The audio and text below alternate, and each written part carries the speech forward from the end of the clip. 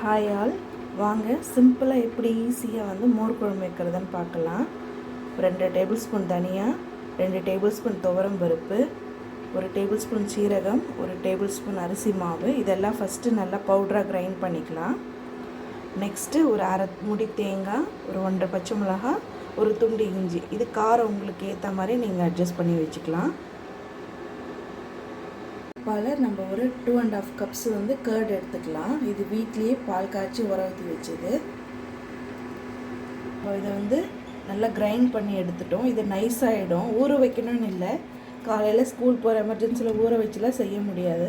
நாம் அப்படியே டக்குன்னு செய்யலாம். இப்போ அந்த தேங்காய், பச்சை மிளகாய், இஞ்சி இதையும் சேர்த்து நான் இப்போது தண்ணி ஊற்றி அரைச்சிக்கலாம்.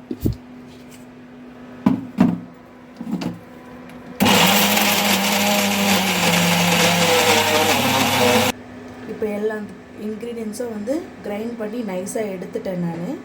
இப்போ நான் இந்த பாத்திரத்தில் மோர் குழம்பு வைக்க போகிறேன். மஞ்சள் நீங்கள் எவ்வளோ எடுக்கிறீங்களோ அதுக்கேற்ற மாதிரி அளவாக மஞ்சள் மட்டும் இதில் நான் ஆட் பண்ணிக்கிறேன். மஞ்சள் ஆட் பண்ணிவிட்டு இப்போ இந்த பேஸ்ட்டும் ஆட் பண்ணிவிட்டு இப்போ இந்த இதுலேயே அந்த 2.5 கப்ஸு தயிரையும் கொஞ்சம் அடித்து எடுத்துக்கலாம். நம்ம அடித்து எடுத்துட்டால் மோர் குழம்பு ரெடி. இப்போ இந்த தயிரை மிக்சியில் போட்டு ஒரு ரவுண்டு எடுத்துகிட்டு நம்ம போடலாம். ஏன்னா அந்த பால் ஆடெல்லாம் இருந்ததுன்னா சாப்பிடும் போது திப்பியாக இருக்கும், சிலருக்கு பிடிக்காது இல்லையா. ஸோ அதனால் நம்ம அதை ஒரு ஃபில்ட்ரு பண்ணி எடுத்துக்கலாம்.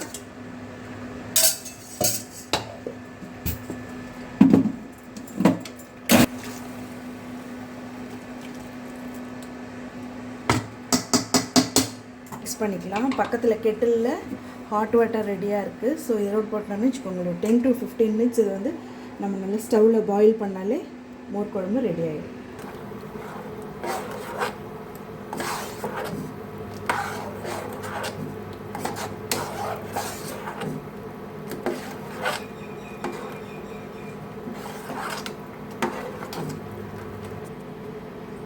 கொஞ்சம் பெருங்காயம் ஆட் பண்ணிக்கலாம்.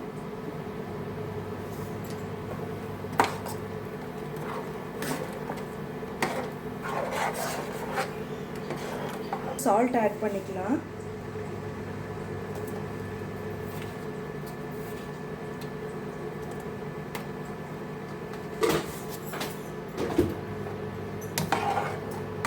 இப்போ இந்த என்னென்ன ஆட் பண்ணணுமோ அதெல்லாம் ஆட் பண்ணி ஸ்டவ்வில் வச்சாச்சு. நம்ம இது கொதித்து இறக்குனதும் நம்ம தாளித்து கொட்ட வேண்டியது தான். வேறு ஒன்றும் இல்லை. ஈஸியாக சிம்பிளாக முடியும். காலையில் ஹரிபரியாக ஊற வைக்கணும், லேட்டாகும், அந்த ப்ராசஸே வேணும். அப்படியே ராவாக போட்டு கிரைண்ட் பண்ணோமா எல்லாத்தையும் இஞ்சி, பச்சை மிளகாய் போட்டு அரைச்சி தண்ணி ஊற்றிட்டு நம்ம டேரெக்டாக இந்த மோரோடு சேர்த்து ஸ்டவ்வில் வச்சோன்னா ஈஸியாக முடிஞ்சிடும்.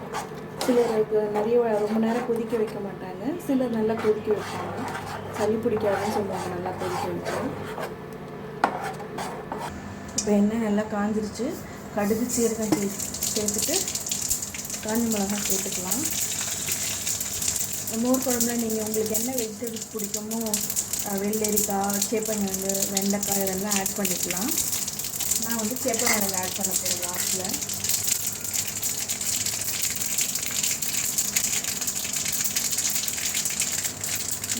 கடுகு சீரம் புரிஞ்சிருச்சு. இப்போ கருவேப்பிலை போட்டு தாளிப்பு ரெடி பண்ணிவிட்டு ஆஃப் பண்ணிடலாம். மோர் குழம்பு கொதித்ததும் இந்த தாளிப்பு கொட்டி இறக்கிட்டால் மோர் குழம்பு ரெடி.